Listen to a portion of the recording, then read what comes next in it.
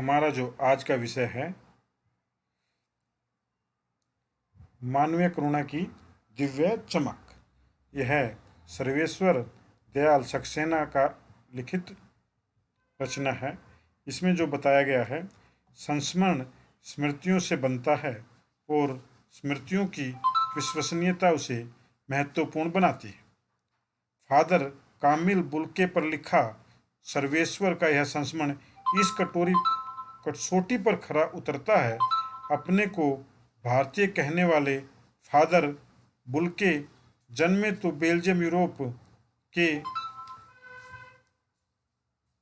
Rams chapel शहर में, जो गिरजों, पादरियों, धर्मगुरुओं और संतों की भूमि कही जाती है, परंतु उन्होंने अपनी कर्म भूमि बनाया भारत को। फादर बुल्के एक सन्यासी थे, परंतु पारंपरिक अर्थ में नहीं। सर्वेश्वर का फादर बुल्के से अंतरंग संबंध था, जिसकी झलक इस संस्मरण में मिलती है। लेखक का मानना है कि जब तक रामकथा है, इसे विदेशी भारतु साधु भी याद किया जाएगा तथा उन्हें हिंदी भाषा और बोलियों के लिए अगाध प्रेम का उदाहरण माना जाएगा। अब इनके प्रश्न देखते हैं कि क्या है। फादर की उपस्थिति देवदार की छाया जैसी क्यों लगती है लेखक को? देवदार का वृक्ष आकार में लंबा चौड़ा होता है तथा छायादार भी होता है। फादर बुल्के का व्यक्तित्व भी कुछ ऐसा ही है। जिस प्रकार देवदार का वृक्ष वृत्ताकार होने अर्थात लंबा चौड़ा होने के कारण लोगों को छाया देकर शीतलता प्रदान करता है, ठीक उसी प्रकार फादर बुल्के भी अपने शरण में आए लोगों को आश्रय देते थे तथा दुख के समय में सांत्वना के वचनों द्वारा उन्हें शीतलता प्रदान करते थे। फादर बुल्के भारतीय संस्कृति के एक अभिन्न अंग हैं। यह किस आधार पर कहा गया है चैप्टर में? फादर बुल्के पूरी तरह से भारतीय संस्कृति को आत्मसात कर चुके थे।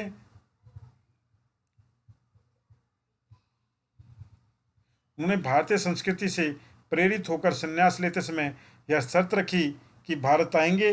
भारत आकर उन्होंने हिंदी में बीए किया, इलाहाबाद से एमए किया, फिर प्रयाग विश्वविद्यालय के हिंदी विभाग से रामकथा उत्पत्ति और विकास पर शोध कार्य करके अर्थात पीएचडी करके उन्होंने पीएचडी की उपाधि प्राप्त की।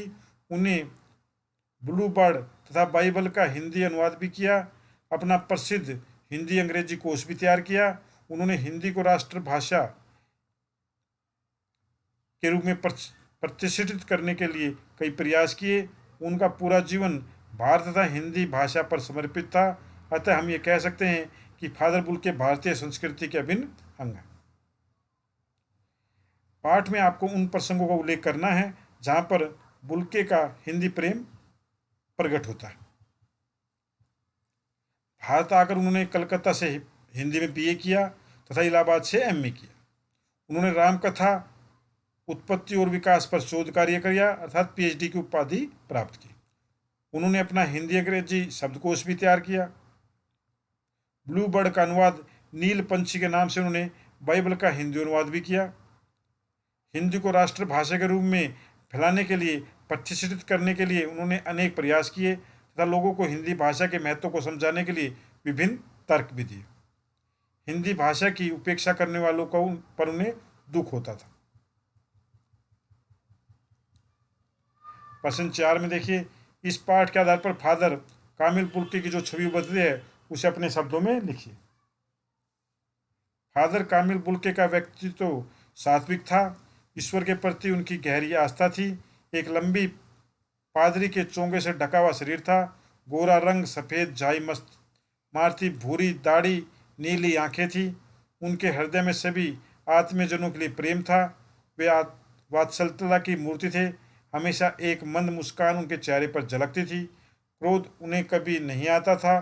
दुख से विरक्त लोगों को वे सांत्वना के दो बोल बोलकर शीतलता प्रदान करते थे। भारत देश से उन्हें बहुत प्रेम था। उन्हें हिंदी भाषा से भी लगाव था। हिंदी में उन्होंने पीएचडी की उपाधि प्राप्त की थी तथा ब्लू बर्ड और बाइबल का हिंदी अनुवाद भी किया था।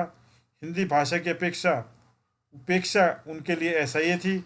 इसी बात की से उन्हें क्रोध करते हुए देखा जाता है। वैसे उनके व्यक्तित्व तो बहुत ही शांत और सुलझा हुआ था। जो ये शब्द आपका चैप्टर हम मानवीय करुणा की दिव्य चमक, ये फादर बुल्के के लिए है, ऐसा लेखक ने क्यों कहा? फादर बुल्के मानवीय करुणा की प्रतिमूर्ति थे। उनके मन में सभी के प्रति प्रेम भरा था, जो कि उनके चेहरे पर स्पष्ट दिखाई देता था। विपत्ति की घड़ी में वे सांत्वना के बोल बोल द्वारा किसी भी मनुष्य को धीरज बांधते थे। स्वयं लेखक की पत्नी तथा पुत्र की मृत्यु पर फादर बुल्के ने उन्हें सांत्वना दी थी। किसी भी मानव का दुख उनसे देखा नहीं जाता था। उससे कष्ट दूर करने के लिए वे यथाशक्ति प्रयास करते थे। फादर बुल्के ने सन्यासी की परंपरागत छवि से अलग नई छवि कैसे प्रस्तुत की? वह जो सन्यासी होते हैं, इनकी छवि में और उनकी छवि में क्या अंतर था? फादर बुल्के एक सन्यासी थे। वे चोगा पहनते थे, लोगों को सहायता करते थे तथा अपनी मानवीय गुणों का पालन करते थे। परंतु सन्यासी जीवन के परंपरागत गुणों से अलग भी उनकी भूमिका रही है। उन्होंने संन्यास ग्रहण करने के पश्चात अपना ध्यान जारी रखा। कुछ दिनों तक ये कॉलेज में भी पढ़ाते रहे तथा अन्य सामाजिक कार्यक्रमों में भाग लेते रहे। इसलिए फादर बुल्के की छवि परंपरागत सन्यासियों से अलग है। यहाँ पर प्रश्न 7 में आशय स्पष्ट करने के लिए कहा गया है आपको, नम आंखों को गिनना स्याही फैलाना है। फादर कामिल बुल्के की मृत्यु पर उनकी अंतिम यात्रा पर बहुत से लोग आए थे तथा फादर बुल्के की मृत्यु से रोने वालों की कमी नहीं थी। उस समय रोने वालों की सूची में तैयार करना कठिन और बहुत ही ज़्यादा लोग। फादर को याद करना एक उदास शांत संगीत को सुनने जैसा है। फादर को याद करने से दुख होता है, वो यह दुख एक उदास शांत संगीत की तरह हृदय पर अमिट छाप छोड़ देता है। उनको याद कर मन दुखी हो जाता है।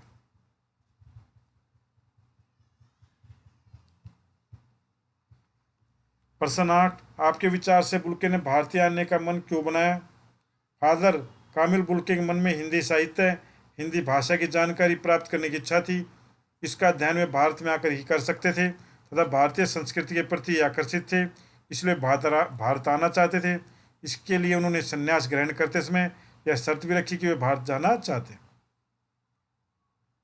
8वां प्रश्न देखिए, बहुत सुंदर है मेरी जन्मभूमि।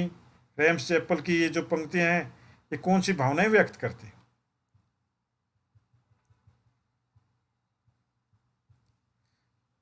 फादर कामिल बुल्के की जन्मभूमि रैम्स चैपल थी, वहीं उनका जन्म हुआ था। फादर बुल्के के इस कथन से स्पष्ट है कि उन्हें अपनी जन्मभूमि से बहुत प्रेम था तथा वे अपनी जन्मभूमि को बहुत याद करते थे। उनकी जन्मभूमि की सुंदर स्मृतियाँ उनके खास मानस पटल में थी।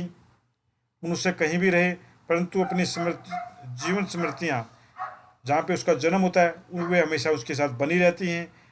हमारे लिए भी हमारी जन्मभूमि अनमोल है। हमें अपनी जन्मभूमि से प्रेम है, वे हमारी मातृभूमि है। यहाँ से हमें बहुत कुछ सीखने को मिला है, यही हमारा पालन पोषण हुआ, अतः हमें अपनी मातृभूमि पर गर्व। ये जो निबंध लिखने के लिए कहा गया है, आप उनका निबंध लिख सकते हैं। इस प्रकार से ये चैप्टर समाप्त होता है। धन्यवाद।